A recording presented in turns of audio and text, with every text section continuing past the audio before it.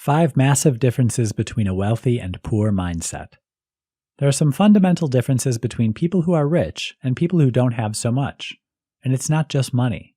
Sure, some people are born into wealthy families or who might get a helping hand through luck or inheritance, but mostly it comes down to mindset. How do you think about money, success, and the likelihood that you'll make it boils down to 5 major factors. 1. How do you react to a surplus? People with a poor mindset tend to react to a windfall or some extra money as a chance for a splurge. They grab at it as a once-in-a-blue-moon opportunity to have some fun. A poor mindset believes in scarcity. Money doesn't come along that often, so enjoy it while you can. A wealthy mindset sees it differently. They use it to boost more intangible things like investing in their business or their education. A surplus can be used to build wealth, not run it down. 2. Set your mindset to investment. People with a wealthy mindset are always thinking of how to keep their abundance momentum going. They spend their time, energy, and resources on generating more wealth and setting up their system to keep it generating value into the future.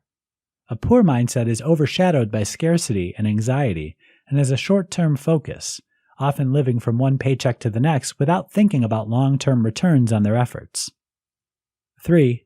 Get comfortable with risk. How do you feel about risk? Are you comfortable with making decisions or investments where there may not be a reward until further down the track, if ever? Or are you focused on short-term quid pro quo? A wealthy mindset is prepared to take a chance, to take calculated risks in the hope of a future reward. 4. Make your own luck. If you have a scarcity mindset, you probably think that rich people are lucky and the world is unfair.